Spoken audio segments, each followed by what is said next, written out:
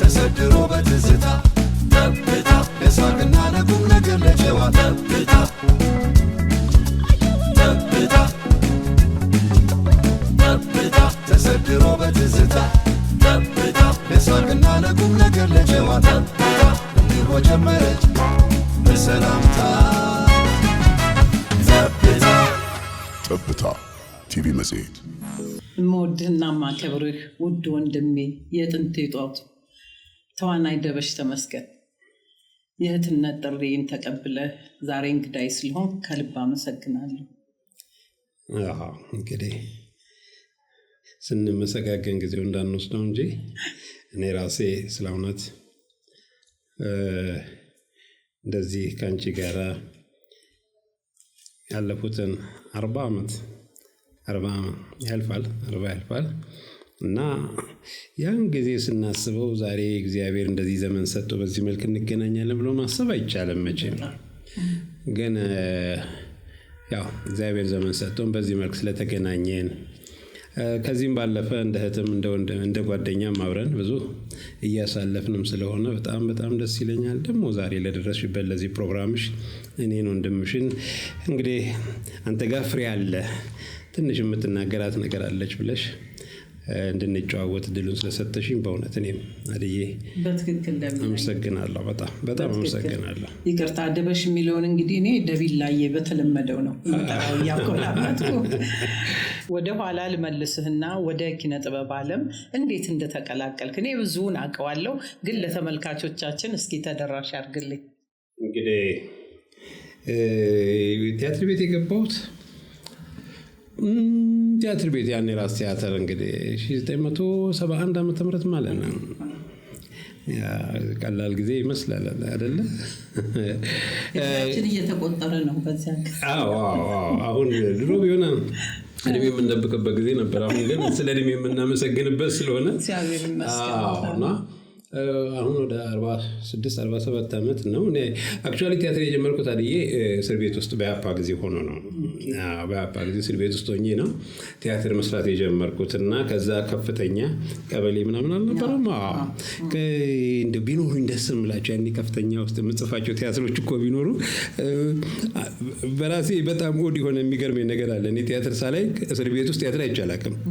ቲያትር ግን አዘጋጅ ነበር፣ ቲያትር ጽፍ ነበር እስር ቤት ውስጥና ተጠቀሙበት ነበር እዚያው እስር ቤት ውስጥ አዎ። ለእስረኛው በየ15 ቀኑ እኮ ትልቁ መደሰቻና መዝናኛችን እስረኛ እንግዲህ የነበረበትን ጭንቀት ታውቂያለሽ። በተለይ ያኔ ወጣቱ በየዕለቱ ቶርች አለ፣ ግርፎ አለ፣ ምን አለ። ትንሽ ሪሊፍ የምትገኘው እቺ እሑድ ከመጣች አንደኛ ብዙ ጠያቂ የሚመጣበት ጥሩ ምግብ የሚመጣበት ቀን ነው። የምንፈልጋቸው አንዳንድ ነገሮች የሚመጡበት ጊዜ ነውና እሑድ ብርቅ ነች።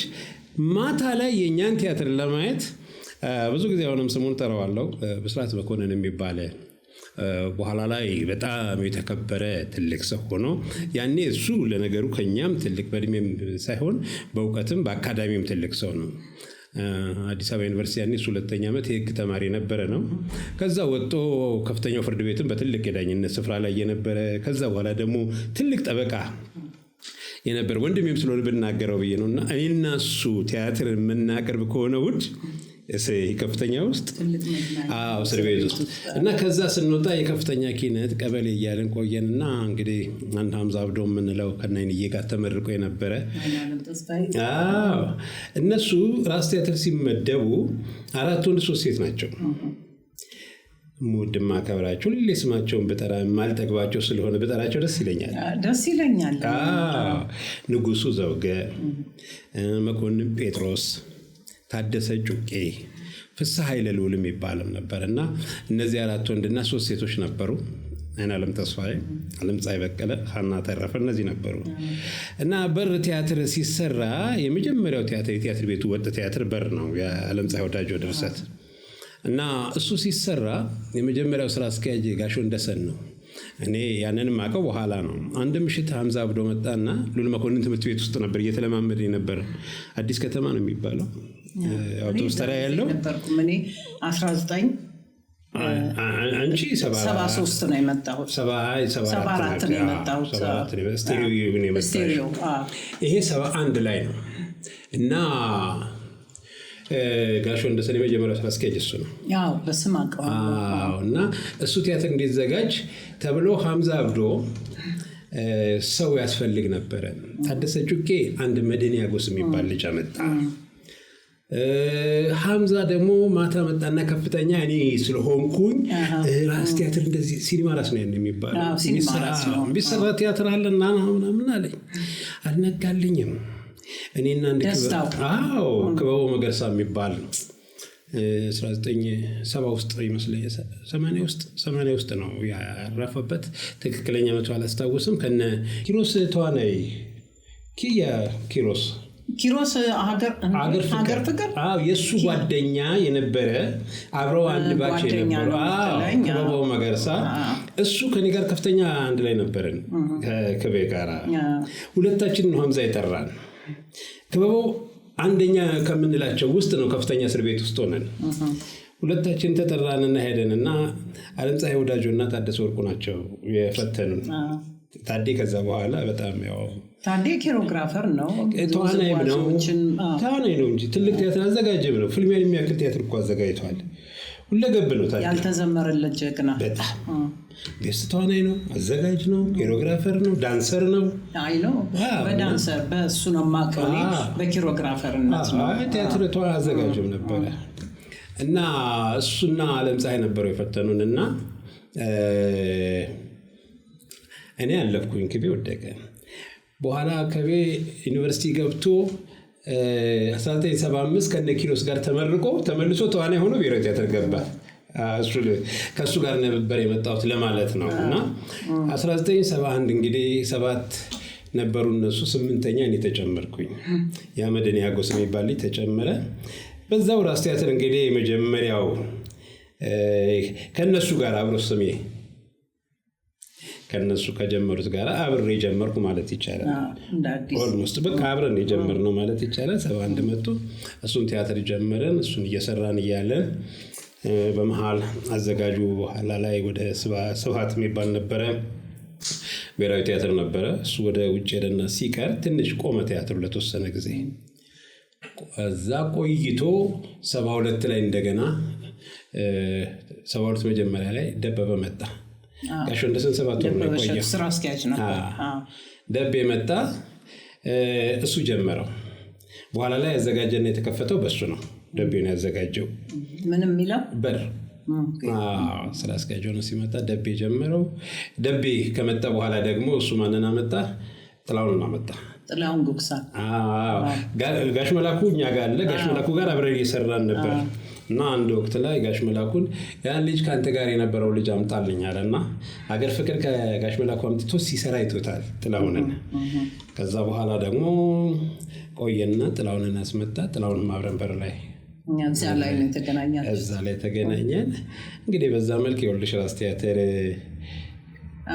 ብዙ ትዝታለን በቃ ራስ ቲያትር ላይ የመጀመሪያ የመድረክ ትወና የትኛዋ ቲያትር ናት ይሄ በር ናት እና በተመልካች ዘንድ የዛን ጊዜ ራስ ቲያትር በቲያትር የሚታማል ነበርም ከቀድሞ ጀምሮ እና የኦዲየንሱ ሁኔታ እንዴት ነበር በዚያ ነው እኔ ያኔ ኦዲየንስ የሚባለው ነገር አይደለም የማስበው እዛ መድረክ ላይ እነዛውና 7ቱ ብዙም ያው ገና ናቸው ስማቸው ጋሽ መላኩ ነበር እዛ ቲያትር ላይ መጀመሪያ ቲያትር ይላል ደቤ ሲራክን ደግሞ አምጥቶታል ከብሔራዊ ቲያትር ይሄ ራሱን ደቤ ይሰራበታል ገና ቤቱ የመጀመሪያው ስለሆነ መርካቶ ነው ሰው በቲያትር አያውቀውም እንደዚህ ትላልቅ ሰዎች ይዞ ማስጀመር ማለት ነው ጋሽ መላኩ ደግሞ ራስ ቲያትር ሲቋቋም ገና ከሀገር ፍቅር ከወጣቶች ጋር ሰራለው ብሎ የራሱንም ብዙ ሐሳብ ስለነበረው መጥቷል ስለዚህ አስቢ እኔ ምንም አላውቅም ጋሽ መላኩ ሲባል ስሙን ሰማ ነበር እሱ አለ ደበበ ራሱ አለ ደበበን በቴሌቪዥን ነው ማቀው ሲራክ አለ ከነዚህ ጋር መድረክ ላይ መቆም ለዛውም እኮ ስማችን ራሱ እንደ ተዋና አይደለም የነሱ ከላይ ተጻፈ ፖስተሩ አረሳው ፖስተር የነሱ ከላይ መላኩ አሻግሬ ተብሎ ተጀመረው መላኩ አሻግሬ ደበበ ሸቱ ምናምን አለና ከታችኛ ተጋባዥ ተዋናይ እድሜያችንን አስቢ 10 ለእናንተ ትልቅ ክሬዲት ነው በዚያ ወቅት። ተጋባዥ ተዋናይ ደበሽ ተመስገን፣ ጥላሁን ጉግሳ፣ መድን ያጎስ ሶስታችንን እሷ ተሰቀለች። ግን ያው ሁለተኛ ላይ ተጋባዥ የምትለዋ ግን ተቀየረች። ያው ልኳ ወደዛው ተቀየርን ወደ ተዋናይነትና ለኔ ታሪክ ነው። ለኔ ያ የመጀመሪያ መድረክ ከነዛ ሰዎች ጋር እንደው ዓለም ሁሉ የሚያቀኝ ይመስለኝ ነበር። እንደው ማንም እኮ ነበር ስሜ ተሰቅሎ የሰፈር ሰው ሁሉ በመርካቶ ቢያልፍ አንድ ቀን እንደሆንኩ ነገርሽ ደቤ እየተለማመደን እያለን ምሽት በረን እየሰራን ነው። አንድ ትንሽ ቮልክስዋገን ነበረች፣ ራስ ቲያትር ቮልስ ነበር የስራ አስኪያጅ ተስፋዬ ይዛት ነበር። በኋላ እሷ ተስፋዬ ለማ ጊዜም በፊት የነበረች ሰርቪሳችን ጋሽ ተስፋዬ ይዛት ነበር በኋላ ላይ እና ደቤ አንድ ቀን ምሽት ተለማምደን ሶስቱን ሴቶች ጭኖ ሰዓት ስለመሸ እኔና ሐምዛንም ሰፈር ሊያደርሰን እኔና ሐምዛ ከፊት ተቀመጥን። ያ ሶስቱ ሴቶች ከኋላ ስለሆኑ ቦታ እንትን ስላላል ተጠባብቀን እንደዚህ ማታ ነው 4 ሰዓት ምናምን ነው ሰፈር አደረሰን መሰለኝ። አሁን ደበበ ይዞኝ እንደመጣ በዛ ሰዓት ማን ነው የሚያየኝ?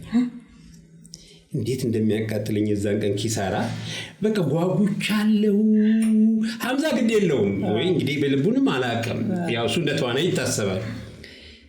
መሀል የምንወርድበት ቦታ ላይ 4 ሰዓት ከምናምን ነው። ልጆች የሉ ደግሞ በማግስቱ ደበበን ያደረሰኝ ብል አንድ ሰው አይብለም። ሊያምኑኝም አይችሉም። ያው እኔ ደበሽን አስቢው እኔ ደበበ ብዬ ብል ያው እንትን ነው የሚያደርጉኝና እስከዛ ድረስ ነው ለነሱ የነበረን ነገር አመለካከትና እሷን ቀን በፍጹም አልረሳትም። ደቢያች ቀን ኪሳራ ሆናብኛለች እላለሁ። እሱ እዛ ደርሶኝ ልጆች ሳያዩ ምን አለ ጠዋት ላይ ደርሶኝ ቢሆን እና ግን ታዲያ ከዛ በኋላ እንግዲህ እንደምታውቂው ራስ ቲያትር እነዛ ታላላቅ እምላቸው ለኔ እውነት ለመናገር ያን ጊዜም አይሽን ንጉሱ ከዛ ፊት ብሔራዊ ቲያትር 1-2 ቲያትር ሰርተዋል። ንጉሱ፣ አይናለም ተስፋዬ፣ ታደሰ ጩቄ በተለይ ንጉሱና አይናለም እና ፍስሐ አንድ ቲያትር ሰርተዋል። ፍጥምጥም የሚል የአንቶን ቼሆቭን በጣም ተወዳጅ የነበረች ለመመረቂያቸውም ሰርተዋል። ፍልሚያ ቅድም ታደሰ ወርቁ ያዘጋጀው የተክሌ ደስታ ቲያትር ነው። ብሔራዊ ቲያትር አይቼዋለሁ። እሱ ላይ ሰርተዋል እና ኤክስፒሪየንሳቸው በዚህ ላይ ደግሞ 2 ዓመት እጩ ተዋናይ ተምረዋል እና በኋላ ብቻ እግዚአብሔር ዘመን ሰጥቶኝ ታላቅነታቸው እንዳስብ ረዳኝ እንጂ ከነሱ ያገኘኋቸው ታላቅ ነገር ነው። ምናልባት ወደ በኋላ እናገረው ይሆናል እንጂ ብዙ ነገር ከነሱ ችግሬም ደቢላ የኋላው ከሌለ የለም የፊቱ ይባላል አይደል?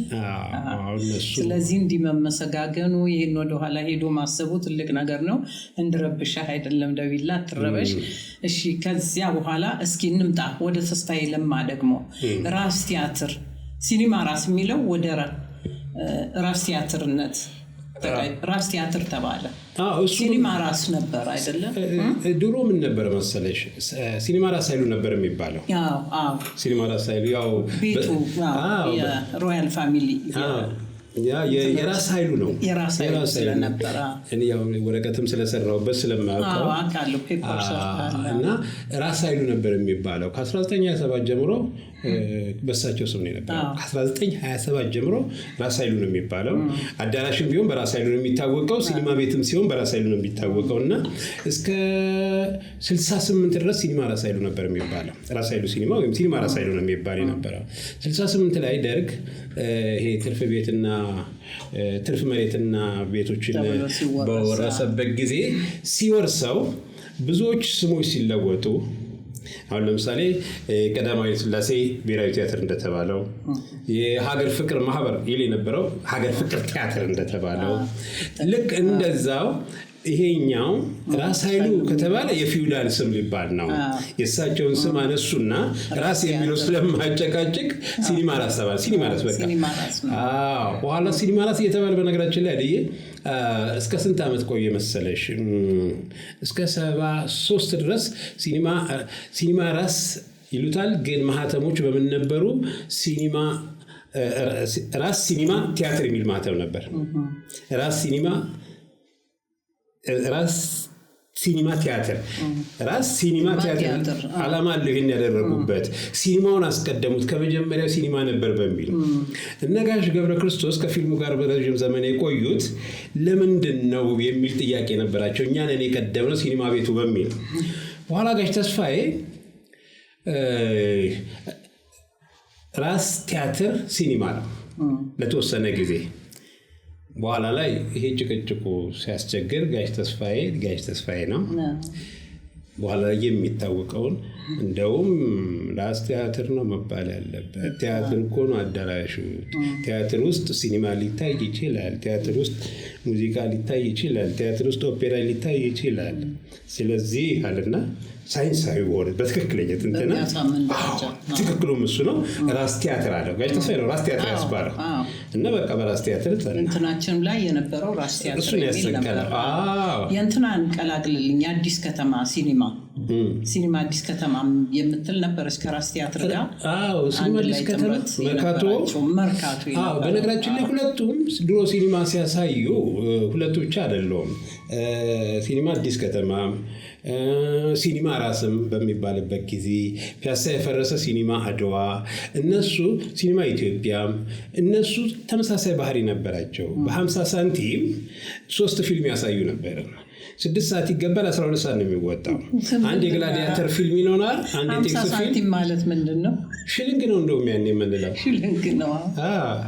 እና አንድ የቴክስ ፊልም፣ አንድ የግላዲያተር ፊልም ይኖራል፣ አንድ የህንድ ፊልም ይኖራል። ቫራይቲ በጣም ደስ ይላል። ሲኒማ አዲስ ከተማም እንደዚሁ 3 ፊልም ያሳይ ነበረ። ሰልፉ ምናምን ፊልም ለማየት በዛን ጊዜ በኋላ ላይ ጋሽ ተስፋዬ እሱን አዳራሽ ወደ ሙሉ ለሙሉ ወደ ራስ ቲያትር እንዲመጣ አደረገና ታስታውሽ እንደሆነ የራስ ቲያትር ወንበር ለረጅም ዘመን ሰባራ ነበር አይደለም? እኛ ጋር እኮ ባልና ሚስት አብረው አይሁን ነበር። እሱ ብቻ ሳይሆን ዝናብም ሲጥል ኦዲየንስ ተመልካች እኮ ጥላ ይዞ ነበር የሚያዩት። እዚህ እንደዚህ ክፍተትም ነበር አንዳንዱ ጋር ቅዳሜ ቤት ራስ ቲያትር።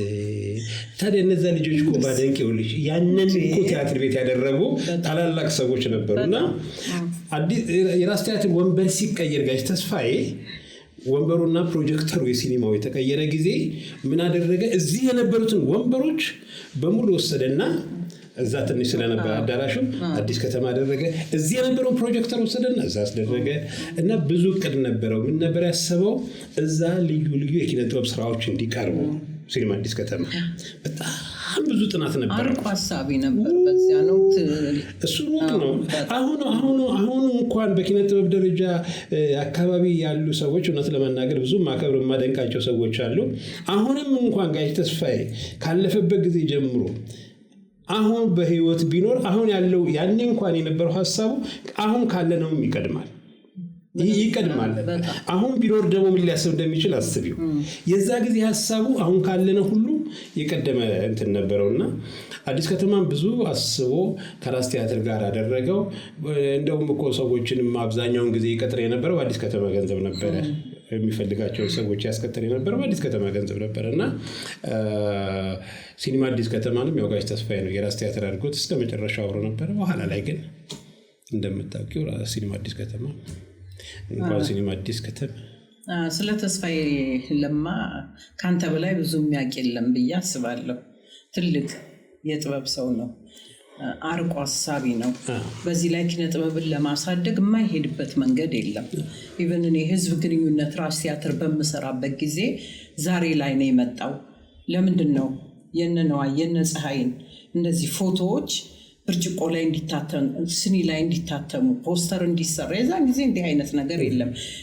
እንደዚህ እያደረግሽ እንቅስቃሴሽን እንትን ማለት የፕሮሞሽን ስራ የለመድኩት እኔ ከተስፋዬ ለማ ነው እና አርቆ ሐሳቢ ነበር። ግን ብዙ አልተነገረለትም። ቲያትር ቤቶች በየአመቱ እኮ ማስታወቂያ ማውጣት የተጀመረው ራስ ቲያትር ነበር። እንትን ማሳተም የተጀመረው እኔ እኮ አንዳንዴ እድለኛ እኮ ነኝ። አንዴ ታስታውሽ ነው የመጀመሪያው 1974-75 ላይ ሲታተም ዝም ብሎ በራስ ቲያትር ሎጎ ነበር የወጣው። የመጀመሪያው አሉኝ መጽሔቶቹ። ሁለተኛ ሲታተም ፀሐይ ዮሐንስ የገነነበት ዘመን ነው። በቲያትሩ ደግሞ አይናለም ተስፋዬ የገነነችበት ዘመን ነበረ። በዚህ በኩል የፀሐይ ዮሐንስን፣ በዚህ በኩል አይናለም ተስፋዬን አድርጎ ወጣ። 77-78 ሲወጣ ደግሞ ነዋይ የገነነበት ዘመን ነው። እኔም እንደ ሰው ስም ያገኘሁበት ዘመን ነው። በዚህ በኩል ፀሐይ በነበረበት ቦታ የ78 መጽሔቱን ካስታወሽው በዚህ በኩል እኔ ነኝ ያለሁት፣ በዚህ በኩል ደግሞ ነዋይ ነው የነበረው። እሸት በላ የወጣበት ዘመን ነበርና አንዳንዴ እኮ ጋሽ ተስፋዬ አሁን እውነት ራሴ ልኬንም ስለማውቀው እኮ ነው በዛ ሰዓት እሱ እኔን ያየበት መነጽር። እንግዲህ እዚህ ፀሐይ እዚህ አይናለም ነበሩ፣ ይገባቸዋል። አሁን ደግሞ ነዋይ ከፍ ብለዋል። እሸት በላው ነው የወጣው። ነዋይም በዚህ በኩል እንደገና በዚህ በኩል ዜማና ግጥምም ይሰጥ ነበር አይደል ጋሽ ተስፋዬ? አብዛኛው የሱ ስራዎች አይደሉ ቴሌቪዥን ላይ የሰሯቸው በሙሉ የሱ ስራዎች ናቸው። ፀሐይና ነው የሚቀባበሏቸው ምናምኖች ሁሉ የሱ ናቸው። እና እስከዛ ድረስ እኮ የሚያከብር ሰው ነው ሙያተኛን። ከአንቺ ጋር አይደለም ጉዳዩ ከሙያሽ ጋር ነው ጉዳዩ። እና እሱ መጽሔት በነገራችን ላይ እኔና ነዋይ ያለንበት ሁለት ብር ይሸጥ ነበረ። ታስታውሽ እንደሆነ የመጀመሪያ መሸጥ የተጀመረ መጽሔት ማለት ነው። ሁለት ብር ይሸጥ ነበር። ጋሽ ተስፋዬ እይታው፣ ምልከታው፣ መጽሔቶቹ ላይ የሚወጡ ግጥሞች፣ ፎቶዎች እንዴት ያያቸው እንደነበረና አይገቡንም እኛ ያን ጊዜ የሚያደርጋቸው ነገሮች። ለዚህ እኮ ነው ያኔም ቀድሞናል። የዛ ጊዜ ሀሳቡ አሁንም ቀድሟል። አሁን ደግሞ ቢኖር ምን ሊያስብ ይችል ነበር አላውቅም። አንድ መጽሐፍ የሱ መጽሐፍ አለኝ። አሁን ብዙ ጊዜ አነበዋለሁ። አለማየሁ ገብረሕይወት እነሱ እንትን ልንወያይ ብዙ ልናስበን አልነበር። ተሰብስበን አውርተንበታል። አንድ ወዳጄ ጋሽ ተስፋዬ ነው ብሎ እሱም መጽሐፍ በፍቅር ገዝቶ ሰጥቶኛል። እና አለኝ መጽሐፍ። ኮሚቴው ውስጥ አልነበርክም እንዴ? ነበር። ተሰብስበን አስተያየቶች ምናምን ስንሰጥ ነበር። ይህም ትልቅ ነገር ነው በጣም። እና ጋሽ ተስፋዬ በኢትዮጵያ ኪነ ጥበብ ስፔሲፊካሊ ደግሞ በራስ ቲያትር ጉዳይ አሁን ኢትዮጵያ ኦርኬስትራ ከተባለ ተስፋዬ ለማ፣ ራስ ቲያትርም ከተባለ ደግሞ ተስፋዬ ለማ እስከ መባል የደረሰ ታላቅ አባት ነበር። ተስፋዬ ለማ እሱ በሙዚቀኞቹ ወይም በድምፃውያኖቹ ብቻ ሳይሆን ለእናንተ ለቲያትረኞች መድረክ ላይ በምትጫወቱበት ጊዜ የሚሰጠው አስተያየት ያደርገው የነበረውን ነገር ስለሱም ትንሽ እስቲ ግለጽልኝ። ጋሽ ተስፋዬ በነገራችን ላይ እኔ በቋሚነት እንድቀጠር ያደርገኝ እሱ ነው። ጋሽ ተስፋዬ ነው።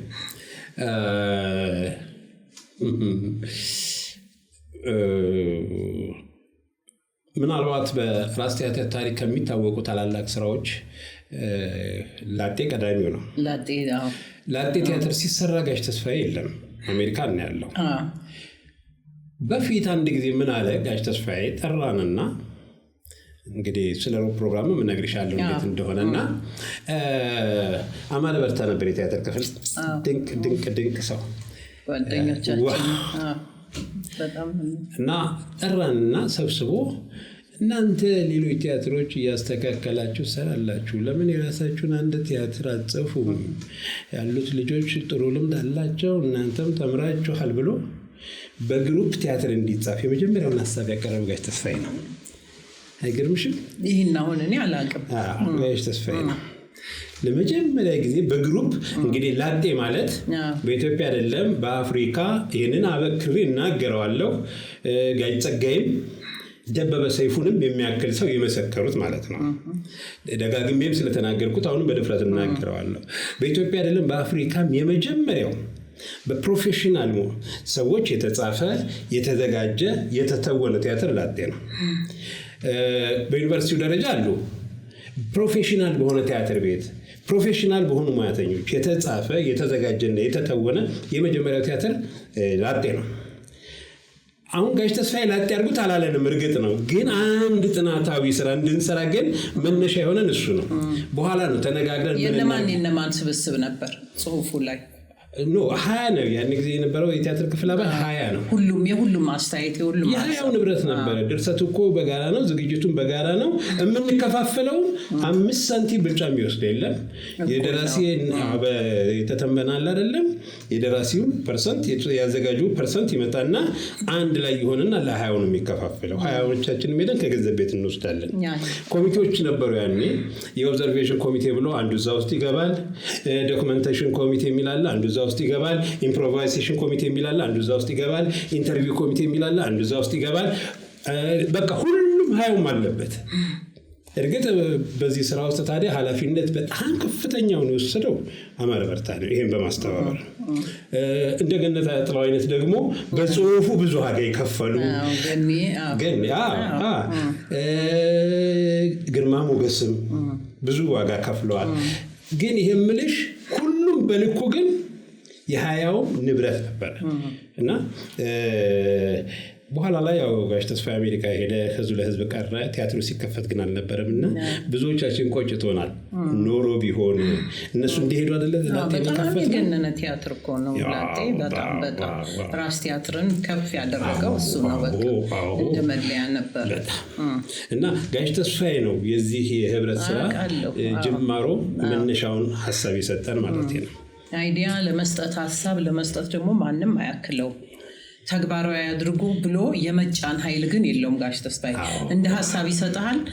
ካመንክበት ቀጥል ነው የሚልህ። በራሴ ስለማቀው ነው። ከዚያ ውጪ ራስ ቲያትር በምንሰራበት ጊዜ እናንተ ቲያትር ስታቀርቡ ከኦዲየንስ ብዛት የተነሳ መስተዋት በር ሁሉ እየተሰበረብን ነበር እንትን የምንለው። ያችን ትውስታ ከአንተ አንደበት ልስማት እስኪ ደውል ላይ ራስ ቲያትር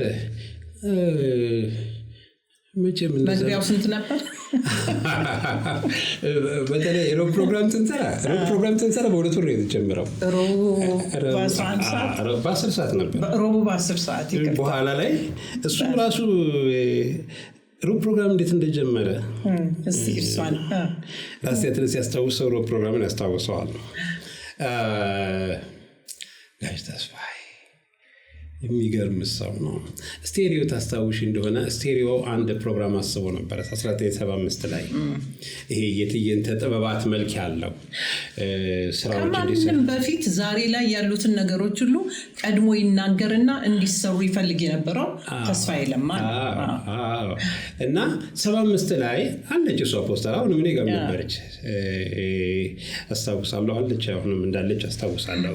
ፔፐር ላይም አትሚያታለሁ የሰራሁት ወረቀት ላይና ያን ጊዜ 75 ዓመተ ምህረት ስቴሪዮ ምን አሰበሱ አርብ ልዩ የጥበባት ምሽት በሚል አጫጭር ቲያትሮች በአማርኛም በእንግሊዝኛም እንዲሰሩ ፈረንጆች እየመጡ የተለያዩ የጉራጌኛም የኦሮምኛም እስክስታም ልምምድ እያደረጉ እንዲያጠኑ ዋሽንት የተለያየ መሳሪያ እንዲለማመዱ ልዩ የትርኢት ጊዜ አስቦ አርብ ብሎ ያችን ፖስተር እንደዛ ዘጋይቶ 75 ላይ ኦልሬዲ ጨርሶ ፖስተሯ ከተበተነ በኋላ 76 እንደምታውቂው ስቴሪዮ ተቃጠለ። ተቃጠለ። በሲሊንደር ፍንዳታ ምክንያት ተቃጠለ። ከዛ በኋላ እንግዲህ ቃጠለው ያው ብዙ አደርሷል የተባለም ብዙ ነገር አለ። የሚገርመው ግን ከዛ በኋላ ነው ብሔራዊ ቲያትር አቶ ጌታቸው አብዲ ትዕይንተ ጥበባትን የጀመረው። መነሻ ሀሳቡ ማን ነው? የተስፋዬ ለማ ነው። ከዛ በኋላ ሀገር ፍቅሮች ዝክረ ኪነ ጥበባት አሉ። ማዘጋጃ ቤቶች እዝለ ኪነ ጥበባት አሉ። አሁን እኛ ጋር ተጀመረ። ጋሽ ተስፋዬ እነዚህ ታሪኮች በቃ የምናገራቸው ሰበሰበንና እኛን ኮሚቴ አቋቋመ። የረቡዕ ፕሮግራም ኮሚቴ ሲያቋቁም ሰብሳቢ ያደረገው እኔን ነው። ያኔ እኮ ደግሞ ከሁሉ በትምህርት የሚያንሰው ደበሽ ነው በሙሉ እንግዲህ ክፍሌ አለ፣ አርቲስቲክ ማኔጀር ነው፣ ግርማ አለ፣ ፕሮዳክሽን አማረ በርታ አለ፣ ቲያትር ክፍል ኃላፊ ነው፣ ሙሉ ገበየው አለ። እነሱ እያሉ የዚህ ኮሚቴ ሰብሳቢ ያደረገ እኔ አንዳንዴ የማይገባኝ ነገር ነው። ትንሽነት የራሱ እይታ አለው። በኋላ ሰራንና ምን ብለን ጨረስን። ለወሩ ከሁሉ ዘግይተን እንግዲህ የተጀመረው የኛ ሆኖ ከዛ ተሰበሰበንና እሱ ቢሮ እስቲ ምን ቢባል ይሻላል ይሄ ፕሮግራም አለን። እዛ አሁን እኛ ትዕይንተ ጥበባት፣ እዝለ ጥበባት እንትን ምንድነው ዝክረ ኪነ ጥበባት ስለሚባል አሁን እያሰብን እንትን ጥበባት ስንል ይላል ያጓጅ ተስፋ እንደዚህ ያለ የሚለው እንትን ጥበባት ምን አለ ልጆች ከዚህ ብትወጧለን ምን እናስብ እኛ ከጥበባት የት እንሂድ? በኋላ ላይ ሰው ስራ ስንት ሰዓት ነው የሚወጣው አለ። ያኔ 10 ሰዓት ነው ደርግ 10 ሰዓት አድርጎት ነበር አንድ ጊዜ ታስታውሽ እንደው ለአንድ ዓመት ለሁለት ዓመት 10 በቃ ታዲያ ሰው 10 ሰዓት ወጥቶ እዚህ ቀጠሮ እንዲይዝ ፕሮግራም እንዲያደርግ መገናኛው እንዲያደርግ ረቡዕ 10 ሰዓት አትሉትም ይላል። የሚገርም ነው። በምን ታስቢዋለሽ? ከዛ በኋላ ጥበባት የሚለው ተመሳሰለና የራስ ቲያትር ረቡዕ 10 ሰዓት የሚለው በቃ ጋሪቱ ላይ በቃ እሱ ሆነ የገነነው። እንደዚህ የቀደመ ሰው ነው። በኋላ የሥራ ሰዓት መግቢያው ደግሞ በአመቱ ሲቀየር ጠራንና እንግዲህ ቀይረውታል። ይሄን የሥራ ሰዓት ምን ታደርጋላችሁ? ስንት ሰዓት ሆነ? ረቡዕ 11 ሰዓት ሆነታል። ረቡዕ 11 ሰዓት ምን የመሰለ ሙዚቃ እየተባለ ቅድም አስተቀረቡ 11 ሰዓት ስልህ በ10 ሰዓት ነው አልከኝ። መጀመሪያ በኋላ ሲቀየር የሥራ ሰዓቱን ደርግ ሲቀይረው በዛው ቀይረው እሱ ቀይሮታልና እስከዚህ አድቫንስ የሆነ እይታው አመለካከቱ እና በእኛ ደነገጠ። ያን ጥበባት እኔም ያን ጥበባት ስንል እናንተ ልጆች ጥበባት ሌላ ላሹም ማለት ነው ረቡዕ 10 ሰዓት ብለዋል። እና እንደዚህ አድቫንስ የሆነ ሰው የቀደመ ሰው ነበር ጋር ተስፋዬ ላይት ነው። ለኪነ ጥበብ ቀላል የሆነ ሰው ነው። ቅርብና ቀላል ነውና ገብቶታል። ኪነ ጥበብ ገብቶታል። እንዴ ስን አይደለም ሩቅ አትሄዱ አጠገባችሁ ኪነ ጥበብ አለ የሚል አይነት ሰው ነው ጋር ተስፋዬ። እንደዛ ነው ነገሮችን የሚያየው። እና ረቡዕ 10 ሰዓት ከዛ በኋላ እንግዲህ ማን በራስ ቲያትር በሁለት ብር መግቢያ ነው የተጀመረው። በኋላ ላይ ወደ 4 ብር ሄደ። ሁሉ ሰው ጭንቅላት ውስጥ ያለው ረቡዕ 11 ሰዓት ከዛ 4 ብር ምናምን እያለ 5 ብር 6 ብር እያለ ሄደ። ለሰልፍ ስንት ሰዓት ነበር ሰው የሚመጣው ኦዲየንስ? ቀነሱ እሱ አድያ እንደ ነገር እንደው በጌታ ብነግርሽ አንድ ውሂበ የሚባል ጥበቃ ውሂበ ረጅም ጥበቃ ነበረ። ያኔ የነበረ ጥበቃ አንድ ቀን ስቴሪዮ ጋር ጫማ አስጠርጋለሁ ቲያትር ቤቱ አሁን እንትን ከሆነ በኋላ እና አጠገቤ ቆሟል። አይደረሽ እያለ ምን ነው ይሄ ባልኩት ረጅም ነው እንኳን ተቀምጬም እና እንደው ሳስበው የእኛም ቤት ነገር እኮ ይቆጨኛል አለ። አዎ ብዙ ነገር ይቆጫል። አሁንም ቲያትር ቤቱ እሱ ብቻ እኔ እኮ አለ ከልቡ ነው የሚነግረኝ አለ። እኔ እንግዲህ ያኔ ለእኛ እንደ አድቬንቸር ሊሆን ይችላል።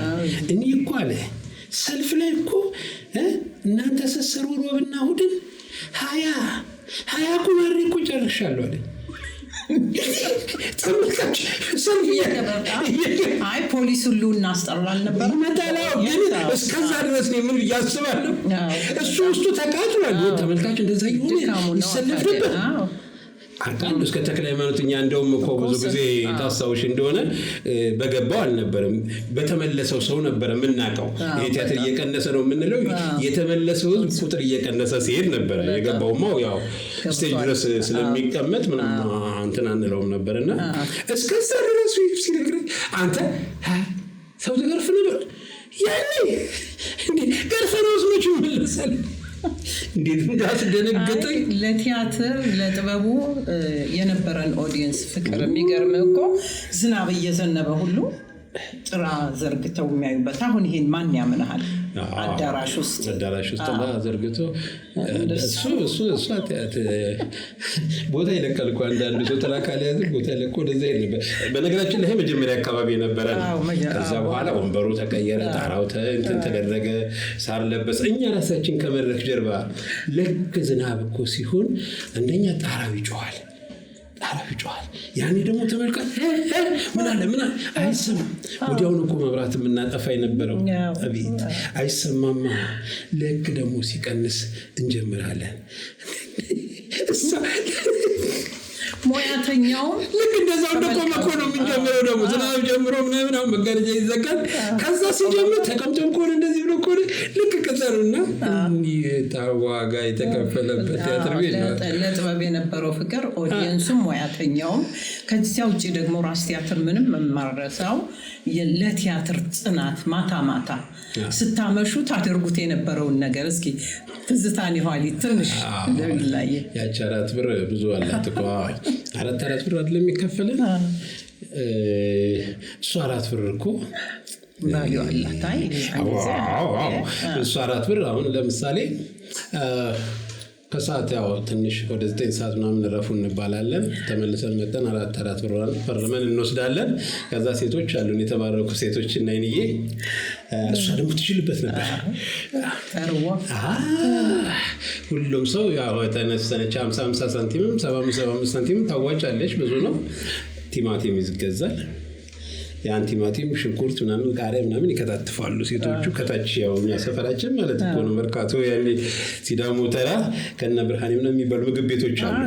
ከነሱ ጋር ይመጣል። በቄም ብርሃኔ የሚባሉ ምግብ ቤቶች ነበሩ። መክተፊያ ይመጣል፣ ጀበና ይመጣል። የማይመጣ ነገር የለም። በቃ ነበር በእንትን በትልቅ እንትን ይሄ ቲማቲም ተከትፎ ዳቦ ይገዛል። በቃ ቡና ምናምን ይፈላል። ቲያትር እስኪጀምር እስከ 2 ሰዓት ምናምን ድረስ አምሽተን ነው የምንጀምረው ስለምናነጋ። በቃ ሴቶቹ እዛ ቁጭ ብለን በዳቦ ተከቱ። አቤት ጥጋብ። ከዛ ያችሁ በቃ ብቻ እንዳመላችን እንሆንና ጠዋት ቢያንስ 2 ብር ያድርልሻል። 2 ብር ያድራል ወይ ብታጭ ብር 50 ታጭን ኪስ ውስጥ በማግስቱ ያቺ ብር 50 ደግሞ ምን እንደምትሰራ ሳምቡሳ ትበላባታለህ በሻይ ክበብ። ሳምቡሳ 5 ሳንቲም እኮ ነው አንድ ሳምቡሳ። እንደ 2 ሳምቡሳ አንድ ሻይ 2 ብስኩት አንድ ሻይ እኮ ከበላሽ ምን ከጀያለሽ በ15 ሳንቲም። አሁን ኢትዮጵያ ውስጥ አለች የለችም ማንም አያውቃትም። አሁን ብር ሴት አለ 5 ብር ሴት አለ።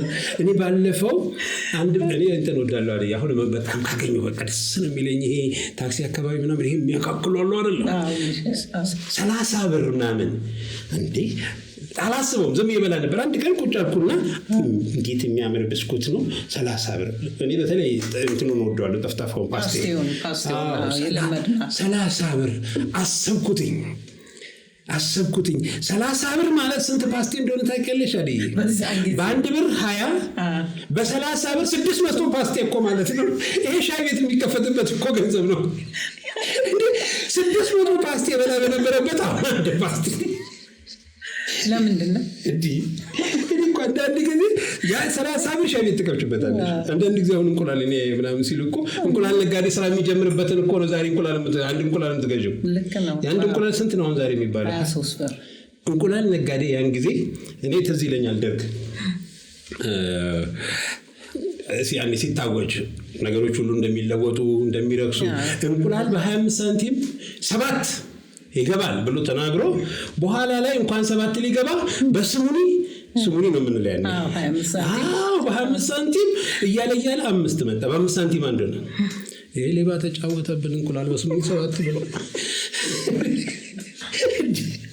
አንዳንድ ጊዜ እኮ አይ መሬት ያለ ሰው ይላል ያገር ሰው አሁን 20 ምናምን ብር ሲሉኝ እኔ ሰዎች ያኔ እኮ እንቁላል ነጋዴ ራሱ ስራ የሚጀምርበት ገንዘብ ነው እሱ።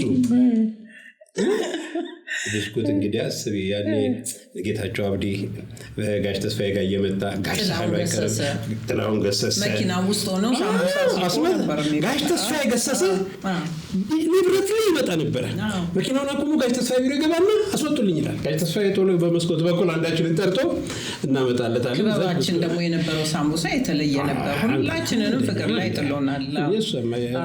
ያደግንባት እኮ እሷን እንኳን ስናጣ ደቢላ ስራ ሰርተን ምናምን ስጨርስ እጃችን ላይ ምንም ብር ስናጣ ተሰብስበን ታጫውተን የነበረውን ነገር ያችን የረሃብ ሰዓት ለማሳለፍ እኔ እሷን ሳስብ ተዝብሬ ፀሐይ ዮሐንስ ነው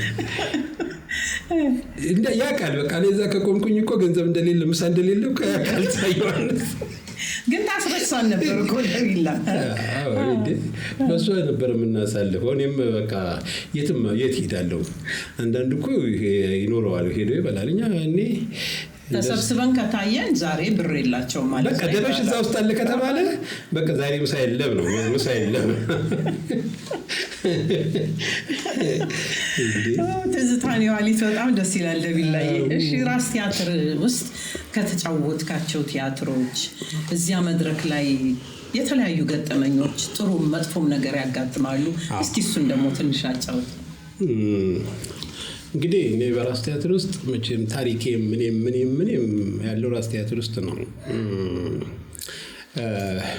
እውነት ለመናገር የኔ ብቻ ሳይሆን የአብዛኞቻችንም ታሪክ ያለው አድዬ ታውቂዋለሽ ራስ ቲያትር ውስጥ ነው ሁላችንም ያለው። ምንም ጥያቄ እና እኔም በራስ ቲያትር ውስጥ ባለፍኩበት ጊዜ ብዙ የሚያስደስቱ ነገሮች እጅግ የሚያስደስቱ ነገሮች አልፌያለሁ። ያውም ያለ እውቀት በፍቅር ብቻ እንደዛ አልፌያለሁ። ግን ደግሞ አንድ ጊዜ ያጋጠመኝ ነገር መቼም አልረሳውም። ራስ ቲያትር ውስጥ እንግዲህ በየሰራው በነበረበት ሰዓት የተለያዩ አንዴ ኳስ እንጫወት አደጋም ተሰብሬም እንደዛ ያለ ላጤ እየተሰራ ክፍለ ሀገር ያጋጠመኝን ታውቂያለሽ። ጥሩ እየሰራው ባለበት ሰዓት ግን እንደዛ የሚያጋጥሙኝ ነገሮች ነበሩ። እሷን አውራት እስኪ። እሷ እኮ እንዴት መሰለሽ መታራ ሄደን እነ ፀሐይ ከህዝብ ለህዝብ የመጡበት ጊዜ ነው። ላጤ ደግሞ ጣራ የነካበት ጊዜ ነው እና መታራ ሄደን ክፍለ ሀገር ለ2 ወር ተባለ። ለ2 ወር ሲባል እኔ ነኝ አንድ ሐሳብ ያመጣሁት። ያን ያህል ጊዜ የምንቆይ ከሆነ ከአበላችን ላይ የምትቀነስ አድርገን ኳስ ለምን አንገዛም የሚል ሐሳብ አመጣው። ከዚህ ስንሄድ እሺ ተባለና መጀመሪያ ከእያንዳንዳችን ላይ በኋላ የሚከፈል ያን 13 ብር አይደል አበል 80 ብር ነው የተገዛው ያሉት። ስንት እንደሆነ ብቻ አላስታውስም። ብቻ ከሁላችን ተውጣጣና ተገዛ ኳሱ። ክፍለ ሀገር ሄደን የተለያየ ቦታ ሰርተናል። ያን ጊዜ ሁሉ ጊዜ ቲያትር ለብቻው ነበር የሚሄደው። ያኔ ከህዝብ ለህዝብ እነ ፀሐይ ሲመጡ አብዛኛው የህዝብ ለህዝብ ልጅ የራስ ቲያትር ልጅ ነው ታውቂያለሽ። ፀሐይ አለ፣ ነዋይ አለ፣ እና አበባ አሉ፣ እነ ሸዋሳ እነ ብርሃኔ 10 የሚሆኑት የራስ ቲያትር ልጆች ነበሩ። ክፍለ ሀገር ሄደን መታራ ላይ ስንደርስ መርቲ የሚባል ቦታ አለ። ይሄ የስኳር ፋብሪካው እዚህ ውስጥ የሚያንቺ እጅ አለበት። እና ማታ ላይ ቲያትር እንሰራለን። ማታ ላይ ቲያትር ከመስራታችን በፊት ቀን ላይ አንድ ፕሮግራም ፀሐይ አዘጋጀ። የሙሽዬ ልደት ኢየሩሳሌም ፀሐይ ባላ አድጋለች አይደል? ኢየሩሳሌም ፀሐይና መታራ ሆቴል ውስጥ ሆነን እዛ ፕሮግራም አዘጋጀ። አንደኛ ዓመቷ ልደቷ አንደኛ ዓመቷ ቆንጆ ነገር አሳለፍን። አሁን እዛ ጨራረስንና በቃ ቶሎ ሄደን በጊዜ ኳስ እንጫወት ከዛ ወደ ትርኢት እንገባለን ነው። ዋው በቃ ቶሎ ተነሳሰብ ምን አለና እየበረርን ሄደን እዛ አዳራሹ ጋር ትልቅ ሜዳ አለ። የመርቲ የነሱን ቡድን አላቸው የፋብሪካ ትላልቅ ቡድኖች። እዛ ኳስ መጫወት ጀመረን። ያን ጊዜ እንግዲህ ሙዚቃውና እንትኑ እንዴት መሰለሽ ሄደው ላጤና ሙዚቃው ላጤም ገናና ስለነበረ እነሱም ገናና ስለነበሩ አንድ መድረክ ላይ እኛ ላጤን ቀድመን እንሰራና እነሱ ሙዚቃውን ይሰራሉ። አንድ መድረክ ላይ ደግሞ እኛ ቀድመን ሙዚቃው ይቀድምና እንደሱ በመከባበር ማለት ነው። የተወሰነ መድረክ ጥላሁን ገሰሰ አብሮን ነበር። ታማኝ ያኔ አብሮን ነበር እስከ መጨረሻውም ነበር። ታማኝ በየነ መድረክ ነበር። ታማኙም ይመራል። እሱ አስተዋቂ ነበር። ለመጀመሪያ ጊዜ እንደውም ይናገረዋል። ብዙ ጊዜ ሲናገረውም ሰምቻለሁ።